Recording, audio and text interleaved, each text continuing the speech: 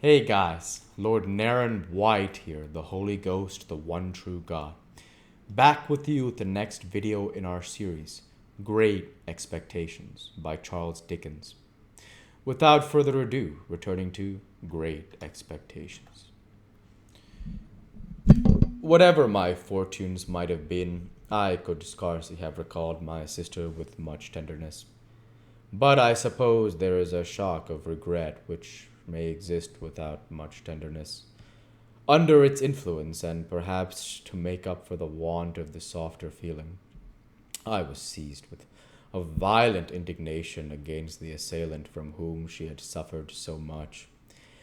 And I felt that on sufficient proof I could have revengefully pursued Orlick, or anyone else, to the last extremity, having written to Joe to offer consolation, and to assure him that I should come to the funeral.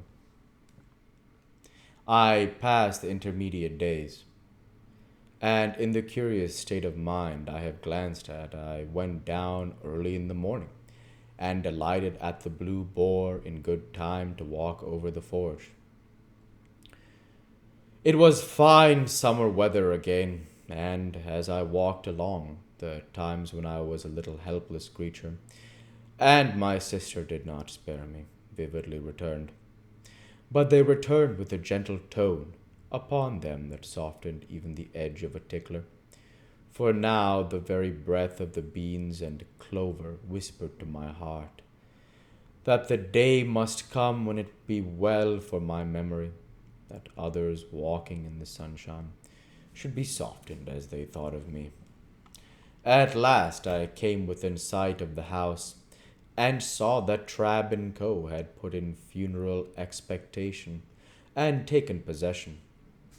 Two dismally absurd persons, each ostentatiously exhibiting a crutch done up in a black bandage, as if that instrument could possibly communicate any comfort to anybody, were posted at the front door, and in one of them I recognized a postboy, discharged from the Boar for turning a young couple into a saw pit on their bridal morning, in consequence of intoxication rendering it necessary for him to ride his horse clasped around the neck with both arms. All the children of the village, and most of the women, were admiring these sable warders and the closed windows of the house and forge, and as I came up, one of the two warders, the postboy, knocked at the door, implying that I was far too much exhausted by grief to have strength remaining to knock for myself. Another sable warder, a carpenter who had once eaten 2 geese for a wager, opened the door and showed me into the best parlor.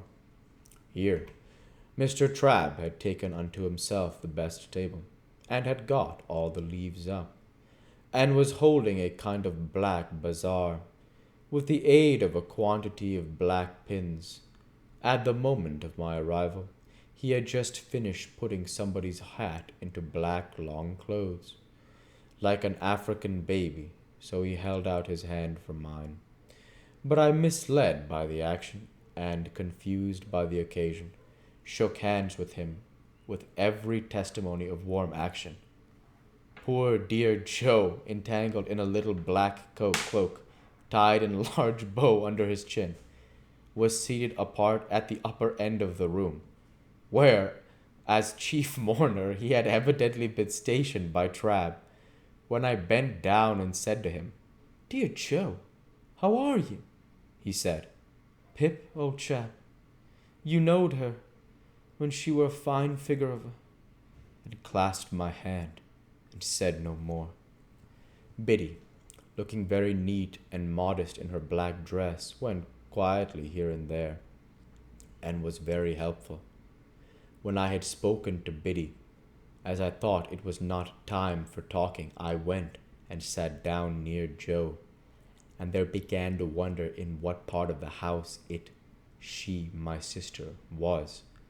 The air of the parlor being faint with the smell of sweet cake, I looked about for the table of refreshments.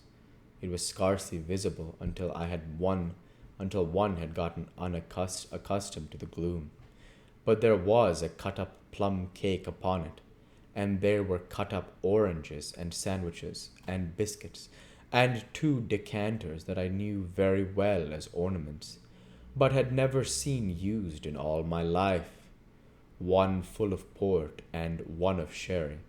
Standing at this table, I became conscious of the servile Pumblechook in a black cloak and several yards of hatband, who was alternately stuffing himself and making obsequious movements to catch my attention. The moment he succeeded, he came over to me, breathing sherry and crumbs, and said in a subdued voice, "May I, dear sir?" And did. I then descried Mr. and Mrs. Hubble, the last in a decent speechless paroxysm in a corner. We were all going to follow, and were all in course of being tied up separately by Trabb into ridiculous bundles. "Which I mean to say, Pip," Joe whispered me, as we were being what Mr. Trabb called formed in the parlor, two and two, and it was like dreadfully like a preparation for some grim kind of dance, "which I mean to say, as I would in preference, which I mean to say, sir, as I would in preference have carried her to the church myself, along with 3 or 4 friendly ones, what, come to it with willing hearts and arms, but it were considered what the neighbours would look down on such, and would be of opinions as it were wanting in respect." "Pocket handkerchiefs out, all!" cried Mr. Trabb at this point, in a depressed, business-like voice. "Pocket handkerchiefs out! We are ready!" So, we all put our pocket handkerchiefs to our faces, and if our noses were bleeding, and filed out two and two. Joe and I, Biddy and Pumblechook, Mr. and Mrs. Hubble. The remains of my poor sister had been brought round by the kitchen door, and it being a point of undertaking ceremony that 6 bearers must be stifled and blinded under a horrible black velvet housing with a white border, the whole looked like a blind monster with 12 human legs, shuffling and blundering along, under the guidance of 2 keepers, the post-boy and his comrade.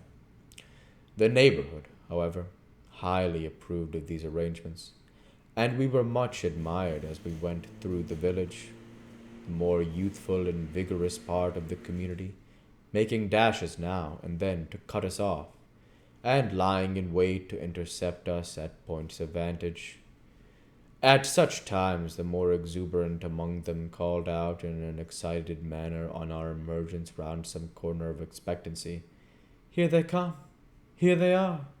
And we were all but cheered. In this progress I was much annoyed by the abject Pumblechook, who, being behind me, persisted all the way as a delicate attention in arranging my streaming hatband and smoothing my cloak.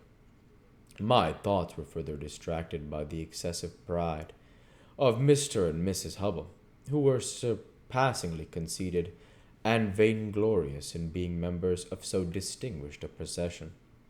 And now the range of marshes lay clear before us, with the sail of the ships on the river growing out of it, and we went into the churchyard, close to the graves of my unknown parents, Philip Pirrip, late of this parish, and also Georgiana, wife of the above, and there my sister was laid quietly in the earth while the larks sang high above it, and the light wind strewed it with beautiful shadows of clouds and trees.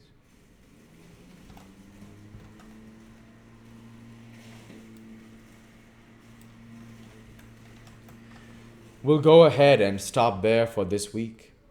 As usual, I want to say thank you for watching, and I hope you enjoyed.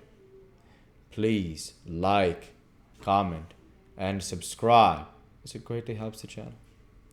Light be with you all. Take care. And thanks again.